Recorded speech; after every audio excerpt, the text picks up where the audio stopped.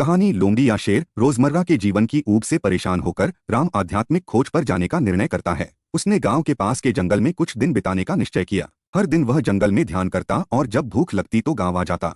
एक दिन जब वह जंगल लौट रहा था तो उसने एक बुरी तरह घायल लोमड़ी को देखा। उसकी आगे की दोनों टांगें पूरी तरह कट चुकी थीं। आमतौर पर प्रकृति अक्षम प्राणियों के प्रति दयालु नहीं होती। अगर किसी जानवर के पैर न हो तो उसके लिए जीवित रहना मुश्किल होता है, लेकिन यह लोमड़ी अच्छी तरह से पोषित और स्वस्थ लग रही थी। राम को यह देखकर आश्चर्य हुआ, लेकिन उसने इसे नजरअंदाज किया और अपने ध्यान में लीन हो गया। शाम होते ही राम ने शेर की दहाड़ सुनी। डर के मारे वह पेड़ पर चढ़ गया। उसने देखा कि एक बड़ा और ताकतवर शेर मांस का एक टुकड़ा लेकर आया, उसे लोमड़ी के सामने रखा और चला गया। राम इस दृश्य को देखकर हैरान रह गया। उसने सोचा, अगर एक क्रूर शेर एक अपंग लोमड़ी को रोज भोजन दे रहा है तो यह निश्चित रूप से एक दिव्य संदेश है। अगले दिन राम ने इस संदेश को अपने जीवन में अपनाने का फैसला किया। उसने खुद को पूरी तरह ईश्वर के भरोसे छोड़ दिया, यह मानते हुए कि अगर लोमड़ी को भोजन मिल सकता है तो उसे भी मिलेगा। लेकिन धीरे धीरे उसकी हालत बिगड़ने लगी। कमजोर होकर वह एक योगी के पास पहुंचा और बोला, हे योगी, कृपया मेरी मदद करें।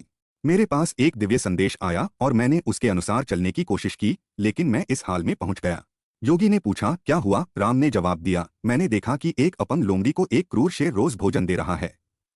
क्या यह एक दिव्य संदेश नहीं है? योगी ने उसे देखा और कहा, बिल्कुल, यह एक दिव्य संदेश है।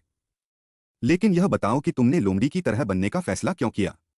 तुम शेर की तरह दयालु और उदार क्यों नहीं बने? शिक्षा, अच्छे विचार रखना ही पर्याप्त नहीं है। केवल अच्छे कर्म करना भी पर्याप्त नहीं है। जब दूसरे लोग भी आपके अच्छे उदाहरण का अनुसरण करें, तभी आपका जीवन सार्थक बनता है।